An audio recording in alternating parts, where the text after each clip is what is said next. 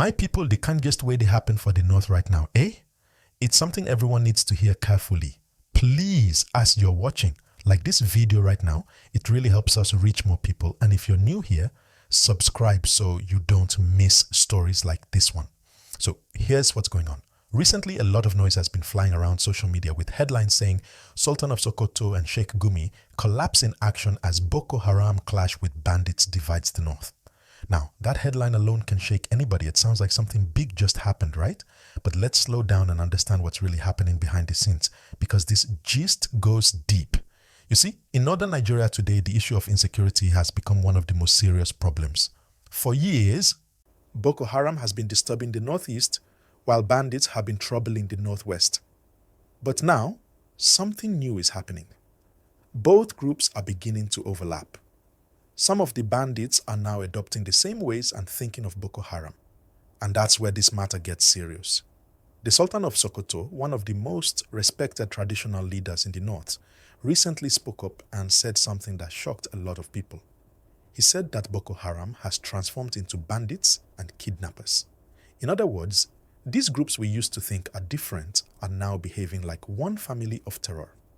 When someone as respected as the Sultan says that, you know it's not small talk. It means the North is going through a deep crisis that's growing worse every day. Now let's talk about Sheikh Gumi. Many of you know him. He's been known for visiting bandits in the forest, trying to negotiate peace and bring calm between them and the government. He's someone who believes dialogue can help more than violence. But even he recently has been sounding very worried. He said that many of these bandits are now adopting Boko Haram's ideology, meaning they're no longer just after money or ransom. They're now mixing crime with extreme beliefs. Now, when you hear the headlines say that both the Sultan and Sheikh Gumi collapsed in action, it doesn't mean they literally fell down or fainted. No. It's more like saying they've been overwhelmed by the situation, that their voices for peace and unity are now facing serious challenges. It's like they've done their best to calm things down, but the violence just keeps spreading. And that can be emotionally and mentally exhausting for anyone. Please, before we continue, if you're enjoying this gist and learning something new, hit that like button right now. It helps the video grow, and let's know in the comments what you think about everything happening in the North. Now, back to the gist. Reports from different parts of northern Nigeria show that the situation is getting more complicated.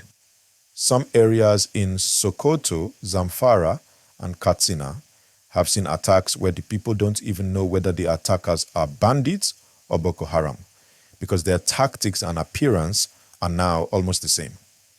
In Sokoto recently, a community called Kwalajia was attacked and more than 15 people sadly lost their lives.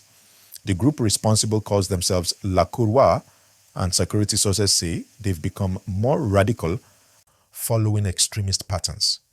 This kind of thing is what the Sultan has been warning about. It's no longer about bandits here, Boko Haram there. It's all mixing together. And that's what makes the North very tense right now. Communities that were once safe now live in fear. Farmers can't go to farms. Traders can't travel freely. And people are constantly watching their backs. Now you might ask, where's the government in all this? The Nigerian military says they've been working hard. They've neutralized many terrorists and bandit leaders in recent months. But as they fight on one side, new groups rise up on another side. It's like cutting off one snake head and seeing two more grow back. That's how complex this fight has become. And you know, when respected people like the Sultan and Sheikh Gumi speak up, it means the issue has reached a serious level. The Sultan has always tried to unite the North, calling for peace, tolerance, and dialogue.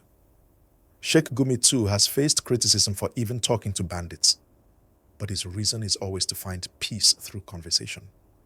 But right now, both men are sounding helpless, almost like the situation has grown beyond what words can fix. At this point, I want you to think about something. Do you feel that dialogue can still work with these groups, or do you think it's time for full military force? Drop your thoughts in the comment section. And please, if you haven't yet, subscribe to the channel so we can continue to bring you real stories that matter. Now let's talk about what this means for ordinary people. Every day, people in rural parts of the north wake up unsure of safety. Children can't go to school, especially in areas like Zamfara, Sokoto, or Niger State. Many people have moved to camps because their villages were attacked. Farmers can't plant or harvest, and that means food prices in cities also go up. So when we say the north is divided, it's not just about politics, it's also about how fear is breaking the unity of communities. This is what makes the situation very painful, because for many years, the North was known for its peaceful culture, unity, and brotherhood. But now, with attacks and fear everywhere, people are starting to lose trust. Trust in leadership, trust in security, even trust among themselves. The Sultan said something that everyone should think about. He said that leadership in the North must wake up because things are no longer normal. And that's true. When people start losing faith in their traditional and religious leaders, the next thing is chaos. That's why this situation is not just a security problem, it's also a social and emotional one. Now let's look at why this problem keeps spreading. One major reason is poverty. Many of the young men who become bandits or join extremist groups come from poor backgrounds. They see no hope, no job, no education, and they get easily influenced. Another reason is corruption. When money meant for security is stolen, it weakens the fight. So while soldiers are trying their best on the ground, they lack proper tools or information. And then there's also misinformation. Fake news flying around makes things worse. That's why it's important for all of us to always check stories carefully before sharing it. This headline, for example, might sound explosive, but the truth inside it is that the northern leadership is facing the hardest time ever in balancing peace and conflict. If you're watching right now, pause for a second and click the like button, because what we're talking about needs to be heard everywhere. In Abuja, in Lagos, in Kano, everywhere. People need to know that the situation in the north is not something to joke about.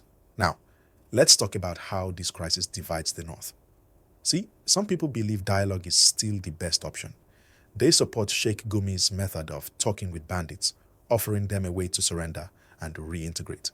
But others believe it's a waste of time and that only military force can end this. This disagreement among the elites and communities is what people mean by the north is divided. It's not just geographical, it's about ideology. Everyone wants peace, but they no longer agree on how to get it. Meanwhile, ordinary citizens are the ones suffering. Families get displaced, businesses close down, young people can't even dream of normal life anymore. This is why people now look to the Sultan and other northern elders to unite and speak with one strong voice. But even they, right now, are frustrated. And that's why you saw the kind of headline we're discussing today. It's dramatic, yes, but it's pointing to a truth that leadership is under pressure and the region is going through a difficult moment. Before we go deeper, my people, if you've been following and you like this kind of honest gist, please hit the like button, share this video and subscribe. We talk about things that really matter, not just trending topics. Now, let's continue. Imagine you're the Sultan of Sokoto. You've spent years preaching peace, calling for unity, but the killings and kidnappings keep happening every week. Imagine you're Sheikh Gumi. You've gone deep into forests to meet with dangerous people, risking your life to negotiate peace, and yet the violence doesn't stop. You'll start feeling tired too, right? That's exactly what's going on. Frustration and fatigue. But here's the hopeful part. Even with all this, many northern communities are not giving up. Local vigilante groups, youth groups, religious organizations are working quietly to rebuild peace in their areas. They are saying, if we wait for government alone, we might wait forever. And that spirit of community is something to be proud of. The north is strong and the people have always shown resilience. From Borno to Katsina, from Zamfara to Sokoto, ordinary Nigerians still wake up go to farms, go to markets, pray, and keep hope alive. And that's why we must not only focus on the bad news, but also encourage and support the good ones. Now, let me say this, my people. Every viewer watching this right now, we all have a role to play. If you live in the north, be alert, report suspicious movements, support community policing, and pray for peace. If you live in the south or abroad, help spread awareness, not fear. Talk about the real issues, not rumors. And if you believe Nigeria can still be safe again, drop a yes in the comments right now. And don't forget to like this video and subscribe because more stories like this are coming soon.